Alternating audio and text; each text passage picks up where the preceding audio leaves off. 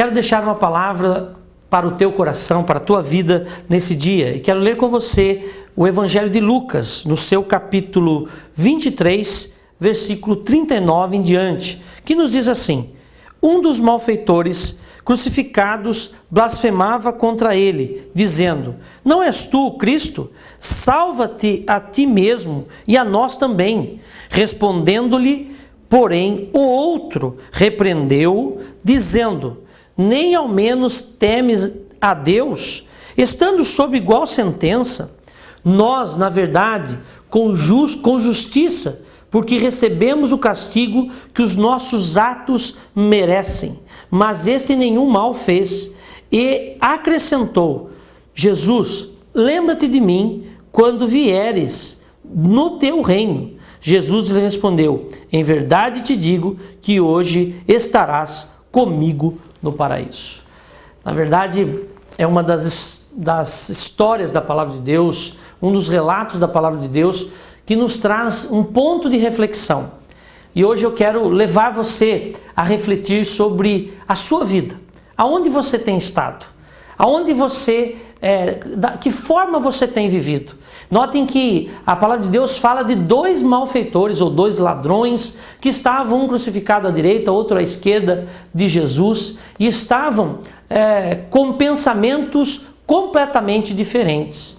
Notem que são pensamentos bem diversos. Um deles blasfemando, falando coisas que ele não deveria falar naquele momento, mesmo no momento de agonia, de morte, ele ainda provocava Jesus, provocava para que ele fizesse um milagre, e o outro estava ali com o coração diferenciado. Na verdade, nós devemos viver dessa forma, como aquele homem, naquele momento da morte, estava vivendo, ou seja, fazendo uma reflexão.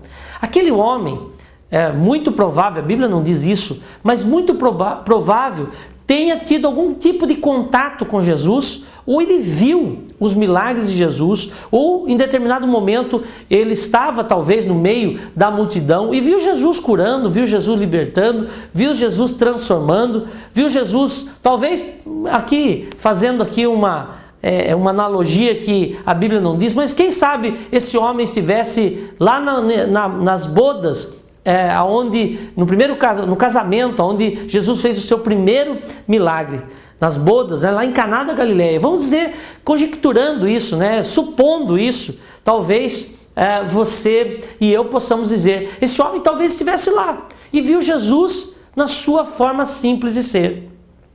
E viu Jesus no seu cotidiano, e viu Jesus fazendo coisas boas. Então ele faz uma autorreflexão, quando ele diz assim: nós merecemos estar aqui. Então muitas vezes nós não analisamos isso. Estamos em condições às vezes ruins da nossa vida, mas às vezes a gente começa a passar a culpa. Eu estou nessa situação porque foi o meu amigo que me colocou nessa situação. Eu estou nessa situação porque um parente me colocou nessa situação. Eu estou nessa situação porque o meu chefe me persegue. Eu estou nessa situação porque o meu professor, ele me persegue. E muitas vezes nós não analisamos os nossos atos. Verdadeiramente, eu chamo isso de síndrome adâmica, ou síndrome de Adão. Porque lá no paraíso, quando Deus constitui o homem e ele vai falar com Adão, ele já tinha pecado, errado, já tinha feito aquilo que Deus havia falado para ele não fazer, não era para comer do fruto da árvore do bem e do mal, do conhecimento do bem e do mal, e ele chega para ele: Adão, o que você fez? E ele já fala assim: foi a mulher que o Senhor me deu. É uma coisa meio engraçada até de se dizer, que é normal, às vezes o marido joga a culpa na mulher, Isso não acontece na família aqui, mas vamos para a síndrome de Adão, Nós estamos acostumados a não assumir os nossos erros. Nós estamos acostumados a transferir os nossos erros. Então, aquele homem, a primeira coisa, ele reconheceu o seu erro.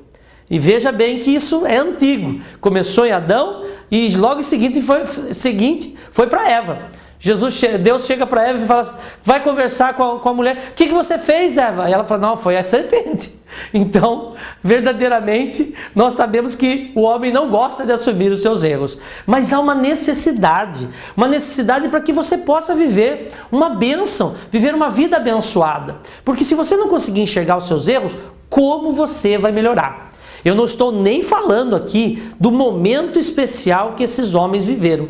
Eu quero dizer a você o seguinte, pense bem, e se esse homem não estivesse, muitas vezes a gente analisa a vida, se acontece alguma coisa ruim, você fala assim, isso é coisa do diabo, foi meu inimigo, a gente começa a atribuir para pessoas, para o diabo, para o inferno, sei lá, para onde você atribui os seus problemas, as suas dificuldades. Mas na verdade, se você for analisar, esse homem, esse ladrão da cruz, estava na hora certa, no momento certo, e estava ao lado de Jesus. Olha que coisa tremenda. Como nós aprendemos com a palavra de Deus? Porque muitas vezes nós não avaliamos muito com quem nós andamos, não avaliamos as nossas amizades, né? Se essa pessoa é legal, ele paga o almoço, essa pessoa é bacana, ele paga o churrasco, mas será que é tudo isso? Será que vale a pena andar com essas pessoas? Será que vale a pena andar com aqueles que, na verdade, não vão acrescentar nada espiritualmente na sua vida? Analise todas essas coisas, analise o seu interior, vê se você não está atribuindo culpa a pessoas, a coisas, a lugares,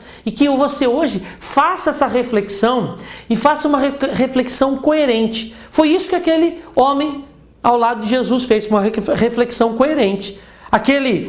O segundo homem, vamos dizer assim, o segundo ladrão, ele começa dizendo besteiras, blasfêmias para Jesus. Você não é o Cristo? Notem que ele também sabia quem era Jesus. Note que Jesus realmente ficou extremamente conhecido. Ele fez uma revolução no meio daquela cidade. Você não é o Cristo? Você não é aquele que diz que veio salvar? Salva a ti mesmo, salva a gente aqui. E o outro ainda repreende ele. Você não sabe o que você está falando. Esse homem não fez nada de mal, mas nós fizemos. Estamos aqui porque merecemos estar aqui. Então preste atenção. Toda vez que você reconhece que você precisa de Jesus, ele pode entrar com providência na sua vida. Essa história é a mesma. Essa história pode acontecer na sua vida. Talvez você, graças a Deus, não está condenado à morte. Graças a Deus você não está pendurado ou crucificado numa cruz ainda. Mas vai chegar um tempo em que a sua vida vai findar. Vai chegar um tempo em que a nossa vida vai terminar. Aí nós vamos ter que fazer essa avaliação. Aí nós vamos ter que, não vai dar para transferir culpa, não vai dar para você transferir, eu estou nessa situação porque o fulano me deixou assim, o Beltrano me fez isso. Não vai dar para você fazer isso. Então o tempo da reconciliação, o tempo da bênção é hoje. Esse homem, vamos dizer assim, deu sorte, estava no lugar certo, na hora certa, com a pessoa certa. Então você tem que fazer sempre essa avaliação. Tenho andado no lugar certo? Tenho andado com as pessoas certas? Tenho reconhecido quem eu sou? Está vendo como o Evangelho pode mudar a vida do homem? Está vendo como Jesus entra na vida do homem e provoca uma transformação, uma nova forma de você olhar? E o poder da salvação entrou na vida daquele homem. Eu gosto do final dessa história, quando Jesus diz, hoje mesmo estarás comigo no paraíso. E essa foi a voz que aquele homem recebeu. E com certeza nós um dia, nós que cremos em Jesus, nós que cremos que Ele é o nosso único e suficiente Salvador, nós que cremos nele como um Deus poderoso que se fez homem, foi menino um dia, nasceu de Maria, uma mulher virgem e abençoada, nós que cremos nesse Jesus, eu e você encontraremos esse homem que foi crucificado ao lado de Jesus, lá no céu, lá ao lado de Jesus, talvez passeando lá no céu, e você possa vir a conhecê-lo, vir a saber quem ele era, quem ele foi e a importância que ele adquiriu na história. A importância de um comportamento, a importância de um pensamento, de uma forma de pensar, de uma forma de agir. Então nós vemos aqui esse aprendizado através de um pequeno momento de Jesus. Note que Jesus, ele sempre tem uma palavra abençoada. Em todo tempo, mesmo uma palavra de repreensão para os discípulos, por exemplo, soava para eles como um caminho, como um caminho a seguir, uma seta a ser lançada. Ou seja, ele direcionava aquelas pessoas que andavam com ele. E a Bíblia é algo que, sendo ela, como o salmista diz, né, luz para os nossos caminhos, ela é a que conduz, a palavra de Deus conduz a vida daqueles que creem. Então hoje, talvez aí você, dentro da sua casa, no conforto do seu lar, juntamente com a sua família, você está ouvindo essa palavra. Então hoje é o tempo de reflexão. Reflexão dessa palavra. É o tempo de você olhar para dentro de você e dizer assim, será que eu tenho olhado para Cristo como eu devo olhar? Será que eu tenho olhado para Jesus como realmente Jesus está? A Bíblia diz que Jesus subiu ao céu, ou seja, ele foi levado aos céus pelo poder de Deus Pai. Ou seja, ele está nos céus nos aguardando. A palavra de Deus diz que ele assentou-se à destra de Deus. E hoje ele é aquele que é o elo de ligação do homem para com Deus. Não há outra ponte de ligação entre Deus e o homem e Deus, a não ser Jesus. Então que você hoje possa fazer essa reflexão. Nós precisamos melhorar. Se você acordar todo dia desejando melhorar, você vai ter uma palavra de Jesus para te ajudar. Se você acordar todos os dias imaginando que pessoas estão te perseguindo, imaginando que pessoas estão fazendo mal para você, certamente você enlouquecerá. Certamente você não conseguirá viver nessa terra. Mas se você olhar para dentro de você e dizer, eu tenho falhado mesmo, mas eu vou mudar a minha história, eu vou mudar a minha vida. Você vai receber uma palavra positiva de Jesus. Você vai receber uma palavra de bênção de Jesus sobre a tua vida. E eu vou dizer mais para você, essa palavra vai levantar você, como levanta o homem que está destruído. A palavra de Deus levanta o homem que está caído. Quantas vezes, quantos testemunhos eu não ouvi de pessoas ex-alcoólatras, ex-pecadores em todas as suas, os seus feitos malignos, em todos os seus maus feitos, e essas pessoas um dia deixaram de praticar o pecado, o erro, a falha, para dizer, eu sou de Jesus, eu sou de Deus. E o homem, ele tem esse desejo de encontrar Deus. Por quê? Porque nós somos imagem e semelhança desse Deus. É por isso que o nosso coração, ele chama, ele pede por esse Deus. É por isso que esse homem, ao lado de Jesus, ele reconheceu que Jesus era Deus. Porque ele deixou a essência de Deus tomar a plenitude da sua vida. Vou repetir para você entender isso. Ele deixou a essência de Deus que estava nele tomar a plenitude da sua vida. Qual é o meu convite hoje? Faça o mesmo. Deixe a essência de Deus que está na sua vida. É por isso que Jesus falou que aquele que tiver uma fé do tamanho de um grão de mostarda, ele vai conseguir dizer ao monte, sai daqui e precipita-se para lá. Ou seja, ele vai mover montanhas, vai mover montes. É por isso, porque há uma pequena essência de Deus dentro de nós.